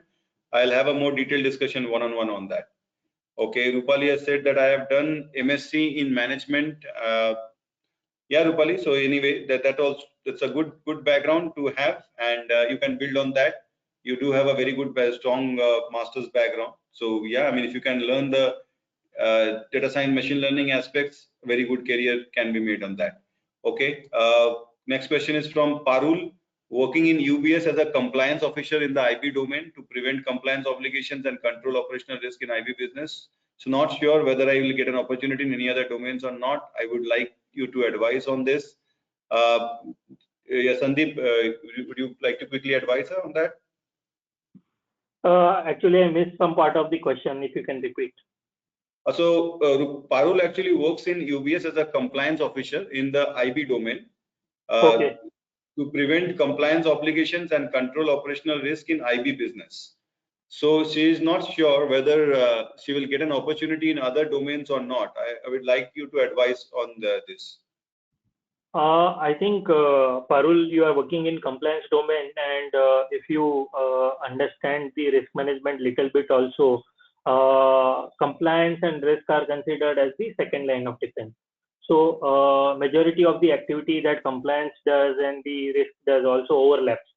So whenever you want to change from compliance domain to risk domain, I think as you are having a good grip of compliance related regulations and interpretation of the compliance, it should not be a problem for you. So that kind of shift you can do. So I hope I have answered Parul's question. Yes, I think so. Well, yeah, I mean, Parul, you actually have a solid foundation, and if you can acquire other knowledge and areas, you definitely can think about moving around in other areas of risk as well. In any case, compliance risk and regulatory risk are the hottest areas. So maybe like again, I mean, sticking to that area and acquiring more certifications in risk management is, I mean, anyway a way to go, right? And if you wish to move into other areas with knowledge, you can move to other areas as well. Okay, so next question is from Tanumai. I'm not taking this question as such. It's not a question as such. So he wants to learn RBI guidelines and regulations related to operational risk. Can you share the link? So Sandeep, is there any link you can share which I can share to Tanumai later on? So he can Google on about risk management framework of RBI. He will get a detailed circular on operational risk from RBI. It's a latest publishment from RBI, I think 2-3 months back only. So he will get that paper. It's a 70-80 page odd paper, which will give him a good background about operational risk management. Absolutely. Okay. Now the last question from Dikshant. I'll quickly address that and then we'll conclude the session. So Dikshant is he has done his MBA, and how can we take a path of risk management? Very easy, Dikshant. Do a course in risk management. Nothing beats that, right? Acquire the domain knowledge and then start applying. You can look at our course, certificate program in quantitative finance and risk management.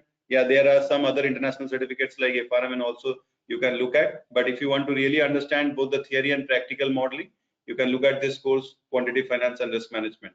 It definitely prepares you for roles in risk management directly, both theory and practical modeling with a very comprehensive course. So if you can do that properly, we do have a placement support system, as I mentioned in our brief introduction. So you can use that to enter the industry, right? So I believe with that, we could answer all the questions, though actually it took us like probably 35 minutes extra. And I would once again like to thank Sandeep for your patience and I mean taking your time and answering all the questions. So thank you so much for joining and for such an engrossing session and all your insights, all your answers to the questions. It has been very insightful, very kind of you to share your time and share your knowledge. No problem. Thank you very much for having me here. And I think whatever little knowledge I have about operational risk, because operational risk is a very wide concept, and still I feel after 15 years of experience also I have very little knowledge about operational risk. So whatever experience or knowledge I have, I was able to share, and I was able to at least create some awareness about operational risk. Then I have achieved my goal. So I hope I was able to do that, and I was able to do justice to the topic given to me. Oh yes, Thank yes, you. pretty Thank you much very more much. than that. I don't think we could have covered more in 1 hour what you have done. It has given a solid background to most people who have been even new to operational risk. So it was a very, informative session, and you are very humble and kind to say, but again, you are an expert in this field. So thank you so much once again, and thank you to the participants also. You have been also been very generous. You have been with us for again. You have been at the additional time. We have been. So, but we have tried to answer all the questions, and I hope you all have a good time. Had a good time, and you got good knowledge from this session. Look forward to seeing you again in all our future webinars. As many of you by now know, we regularly conduct a webinar on important topics related to risk management, quantitative finance, machine learning, algorithmic trading, and all other related areas and applications in finance. Right. So keep track of us in our website, in our social media pages. You'll be receiving intimations over email as well, those who have been with us in our webinar series, right? So keep track with us. See you again in the next webinar. Thank you.